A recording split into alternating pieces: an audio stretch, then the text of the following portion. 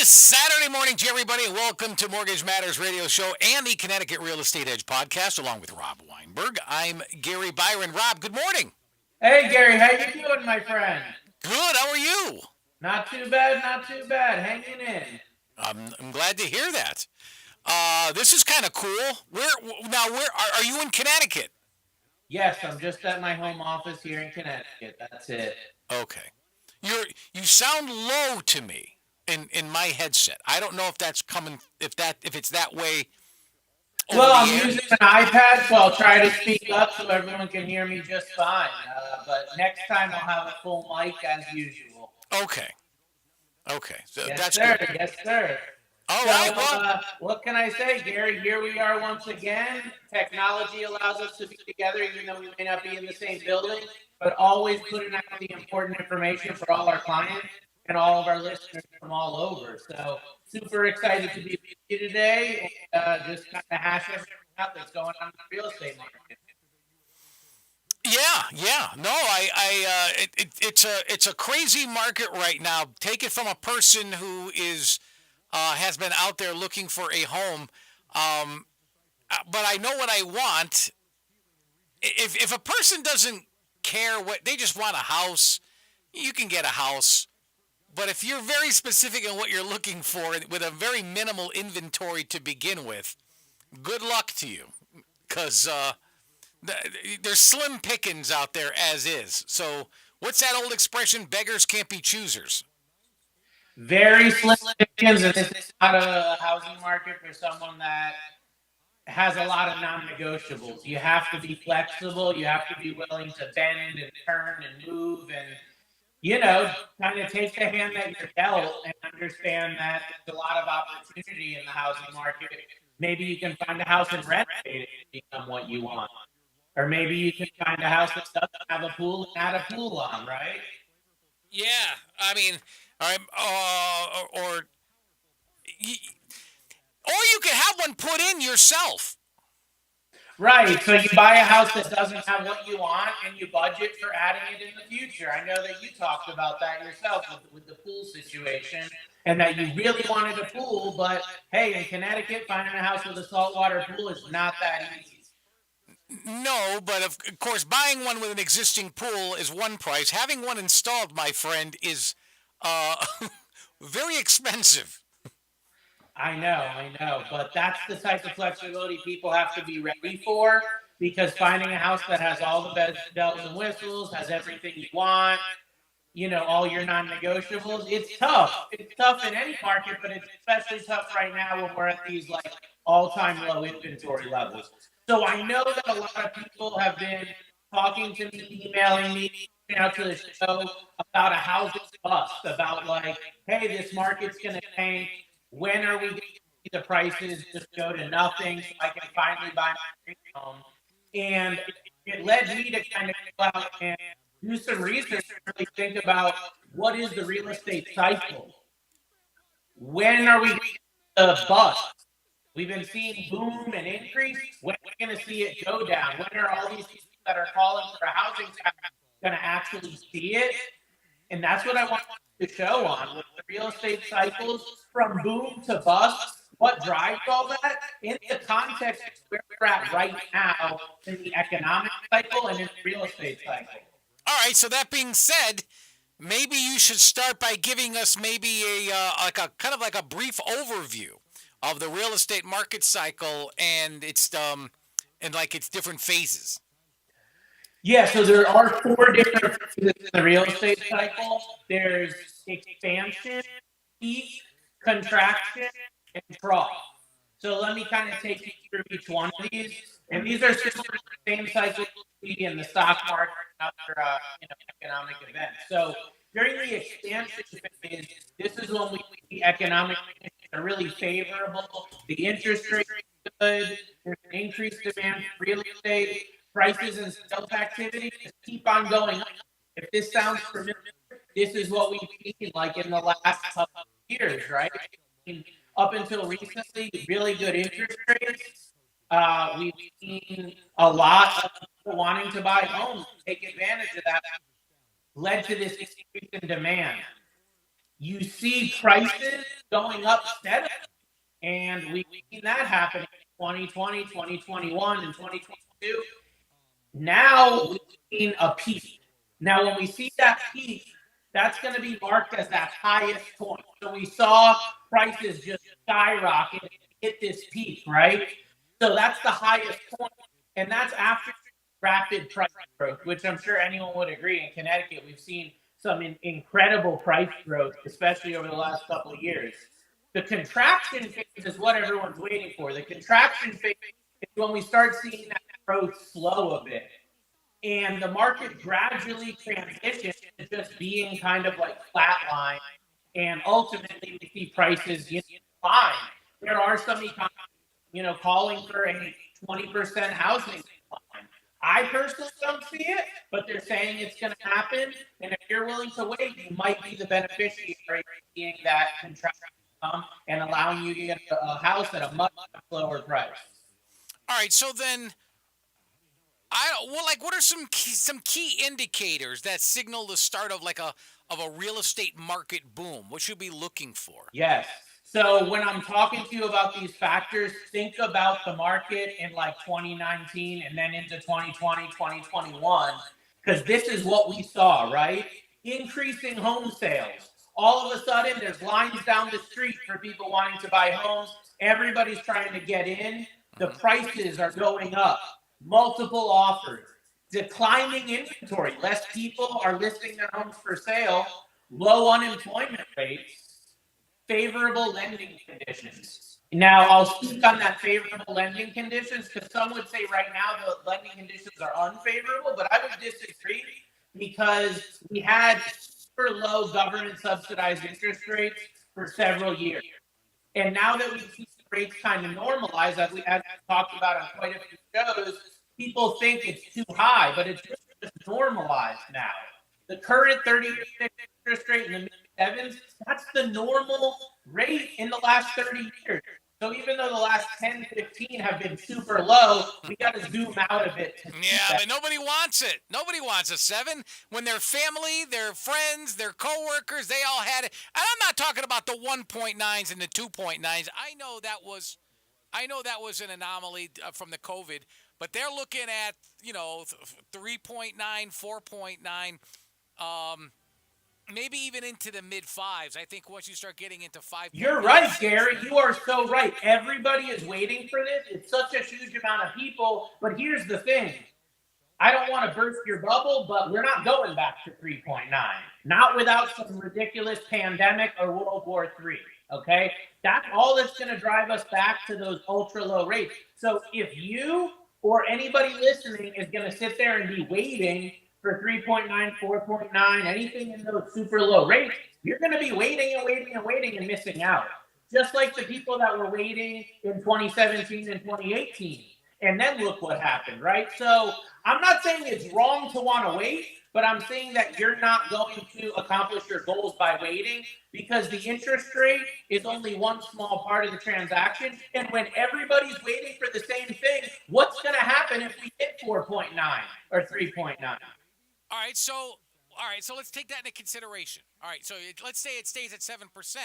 Well, I can't have a high asking price of a house and a high interest rate.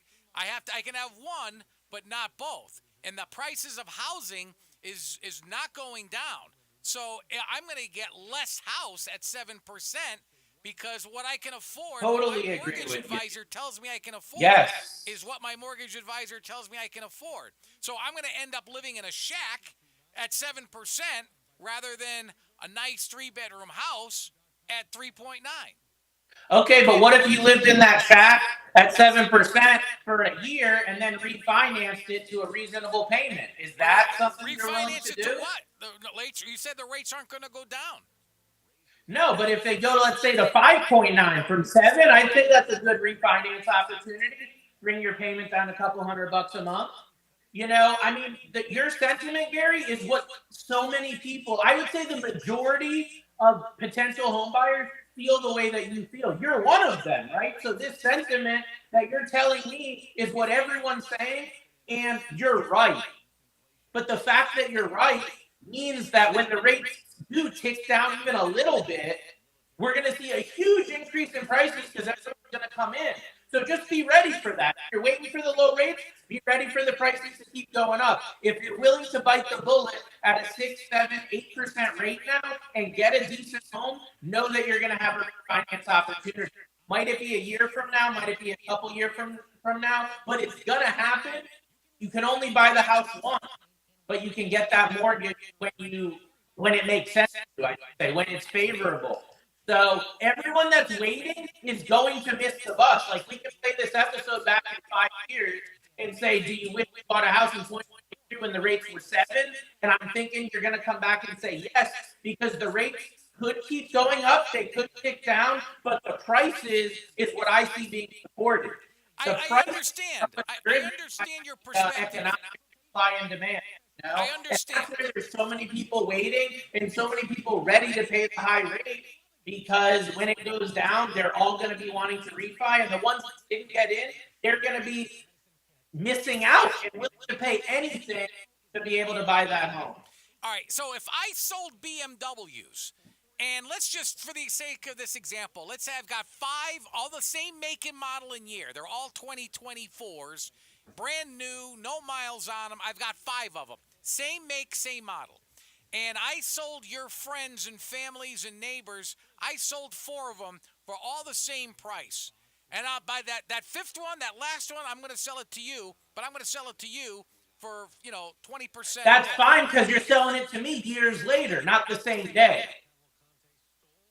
Now, you still, it's like, I could get the same thing. I guess timing is everything. You can't. There's nothing in this world you can get today for way cheaper than you could get years ago, right? Especially in the financial world. Well, even your groceries. I mean, look at that. I mean, or go to Target or Walmart or a box store. You're right. It's 3 times the amount of what it was a couple of years ago. But mortgages and mortgage payments are not 3 times. Housing prices are not 3 times. No. Yeah, they're up a lot. They're absolutely unbelievably high compared to what? Compared to a stagnant market in Connecticut for decades. And that we're going to dive into as well, because real estate is local. So we're talking about the local market here. There are areas of the country, few and far between, but there are some areas actually experiencing a decline right now, seeing those lower prices.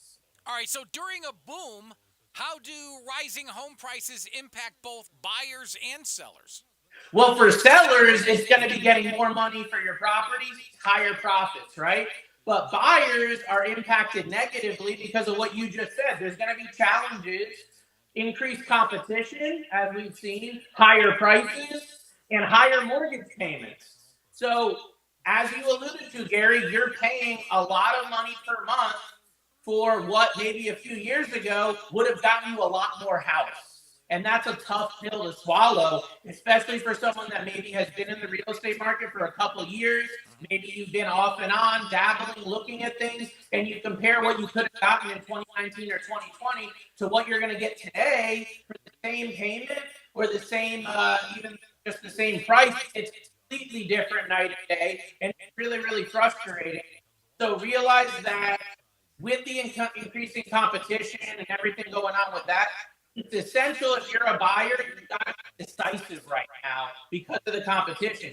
You got to act quickly, and you need to know your budget. As you mentioned, Gary, you need to know what your monthly payment's going to be and stick with it and go with it, and know that your wealth team have calculated and figured this out to make it work for the long term. But I know it can be scary staring at $3,000, $4,000 a month mortgage payment in the face when you've only been spending maybe $1,000 or $2,000 for rent. But that's the reality of an increasing and an escalating housing market like we're in.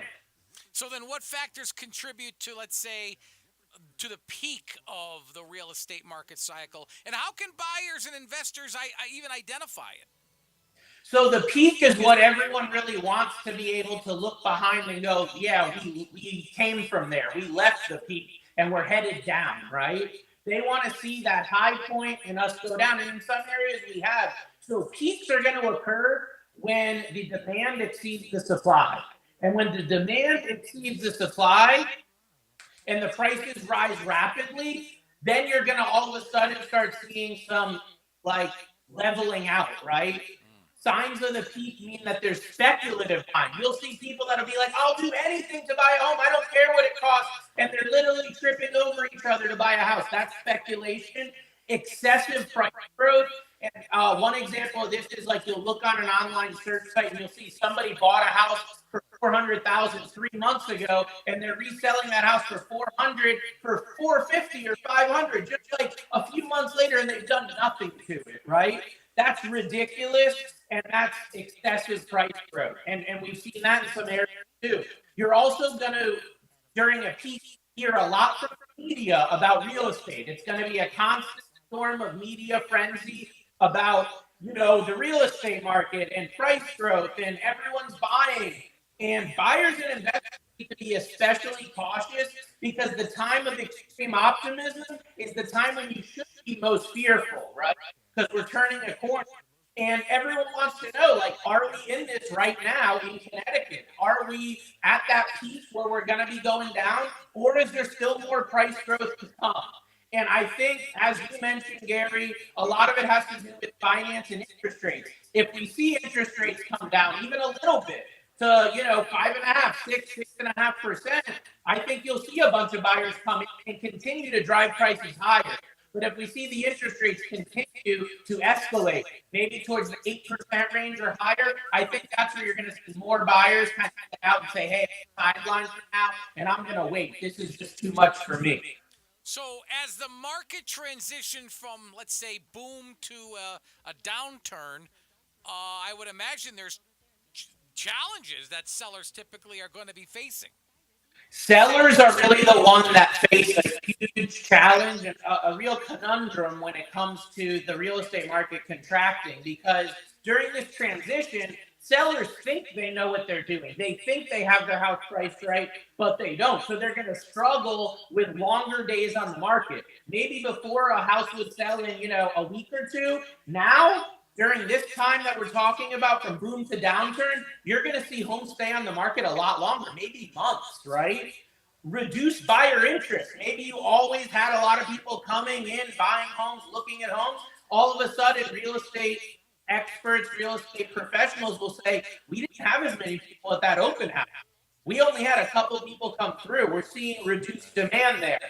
And price reductions. I'd say the telltale sign of coming out of a boom into, that cycle where we're coming past the peak is going to see reductions in prices. It could be 5,000 or 10,000, or it could be substantial, 40,000, 50,000 or more. But seeing those price reductions is going to mean that we passed that peak. And to navigate successfully, especially for a seller, you really want to make sure you've got a good realtor that has a lot of experience, because this time in the market, if you get caught off guard or you don't do your right diligence and have the right team, you could end up losing tens of thousands, even hundreds of thousands of dollars, because you're going to be chasing the market instead of being ahead of the market. And that's really, really what you want. So set your expectations accordingly and make sure you're really using the best market strategies for that contracting market as a home seller. Folks, you are listening to Mortgage Matters radio show and the Connecticut Real Estate Edge podcast, along with Rob Weinberg. I'm Gary Byron. You can reach Rob very easily. All you need to do is head online to robgw.com. It's that simple. Or you can pick up your telephone and give him a buzz. Set up an appointment. Do that. The phone number is 860-413-3938. I'll repeat both those points of contact as well as an email address more towards the end of the show. How does a real estate market bust differ from, let's say, a recession? And what are the effects on the homeowner? So a market bust is going to be a significant decline in home prices, which normally comes from the speculation we were discussing, the bubble bursting and that sort of thing. Yep. And a real estate bust can definitely contribute to a recession, but it isn't the same thing. So homeowners during a bust can really have a lot of issues with their properties because they'll see the values declining, right? So that's going to make it really challenging to refinance your home or sell your home. You might even be in a position where you owe more on your home than it's worth if you're in an area where the prices have come down enough. So it's really an unfortunate thing because during a recession, typically interest rates come down, and that's going to create great refi opportunities. But if prices are down too, you might forego being able to refinance if your home value has dropped 20, 30, 40% or more, because you might, again, owe more on your home than it's worth. Let me just say, though, the last time this happened, around 2007, 2009, that timeline, the government stepped in and they created a affordable refinancing program that allowed people that owed more on their home than it was worth to still refinance. So while that's not guaranteed, that is what happened during the last recession that we had where home values plummeted. The government did intervene to help out. Now realize that a recession is defined by 2 quarters of GDP, which are falling, No right? growth. So, No growth, right? right, falling GDP. So, like by some indications, we're already in a recession this year and last year, but the government is always changing around those guidelines. So, realize that housing typically either it leads us into recession, but it also typically leads us out because of low interest rates and the government intervention, government stimulus that can help with the housing market getting back on its feet. Are there strategies that buyers can utilize or employ in order to find opportunities, let's like in a down market? Definitely, in a down market, it's like there's blood in the streets. So I know it sounds crazy right now because right now we're in such an expanding market. But I'll tell you, during these contracting markets we're talking about, it doesn't look like you think it looks, right? Nobody wants to buy real estate. It's a really negative doom and gloom time. And media, again, is feeding in with all this. But what buyers can do, because I bought my first property in 2007. Okay. So I bought during a huge downturn and I also bought from a distressed home builder. So I have a little bit of experience in this. But what I've seen with my personal clients that have gone through this as well is focusing on thorough research. Research is so important because during one of these downturns, there's a lot of properties on the market. There's a lot of people trying to get you to buy their home. So you got to do a lot more research to figure out where's the good deal. Negotiating is also huge in these downturns because you have the ability to negotiate better terms. Whereas today, a lot of things are non-negotiable, right? You can't ask for that much. So seeking distressed properties is a big thing because everyone even today asks, where can I get that foreclosed home? Where can I get that short sale? Because they know that those have lower prices. But these properties are abundant during a downturn. There's a lot of distressed. All right, but hold on a second, Rob. Let's say I buy a foreclosed property, distressed, to use your term, and foreclose, and I don't know. I'm going to keep it really. The number is pretty simple for $200,000, but it needs $100,000 of remodeling, and so.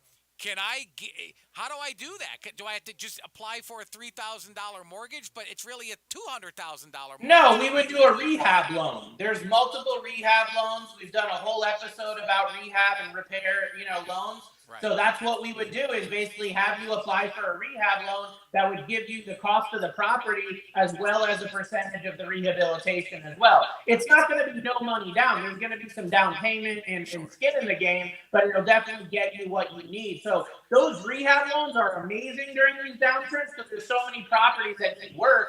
So like the FHA 203K, the Fannie Mae Home Style, and some of the other products get into really big demand because people really need those in order to get a property up to speed, feel good, feel safe in their investment. All right, so I guess there's lessons that we can learn from the past real estate market cycles. You mentioned 2008, That was really the last big one that we saw. Everyone will be familiar with that 2008 crash. Like I said, that's around when I bought my first property and took advantage of it. Right. Really, that last crash, what it taught us was to be very careful when it comes to lending and mortgages, lending practices, risk management, and understanding market dynamics. So to give you some context, a lot of people leading up to the 2008 crash, they took out mortgages that were considered adjustable rate or exotic mortgages like option arm loans and just other exotic loans that we don't have anymore. They were told that they could refinance and that would be their exit strategy. They were told that they'd be able to sell their home easily, and that's how they would get out of the mortgage that they were in. What ended up happening, though, is they couldn't sell their home. they couldn't refinance because of the values coming down. So we learned, and a lot of people have stories. Maybe even you know people that went through losing their home, having a foreclosure, needing to do a short sale so that they wouldn't lose their property. And that all came about by reckless lending practices. I'll tell you that the mortgage industry has learned a lot because we don't see these adjustable rates much anymore. We don't see any exotic loans like hybrid option on pick-up pay loans. Those aren't even available anymore. And we're talking about decades since the crash. I don't really see those becoming available anytime soon. So I think there's a permanent mark on the industry and a permanent lesson. At least it's going to be there for the next several years. All right, I'm Gonna running make out of it so we time. don't take so much risk. Let me just ask you if you can give me a short answer. I've got just one final question for you, and it really has to do with the context of a market downturn. What role do you think the government policies and regulations are playing? Government is huge in real estate in America. They're so involved, as we saw with the COVID, rate buy downs and them getting involved with all that. So government policies influence real estate because they're trying to stabilize the market during a downturn. So we mentioned in 08, 09, they put in these refinance programs. I think it was around 2011 or 2012, they put in government tax incentives to buy homes for first-time buyers. So the government policies can really help stimulate the market. And I know it may sound crazy right now from where we are, but a couple of years from now, we might really look back and listen to this with an extra ear because everything I'm talking about, it's just a cycle and it's going to happen. All right. Well, I may hold you to that. Folks, you've been listening to Mortgage Matters Radio Show. Let me give you some info as far as how you can reach Rob Weinberg. Pretty easily, actually. Head online to www.robgw.com. robgw.com. By the way, if you've got a question that you'd like to have answered, maybe even right here on these very airwaves, very easy to take care of that as well. Simply email us at mortgagemattersradioshow@gmail.com. And the phone number, because I know you're going to want to make a consultation with Rob.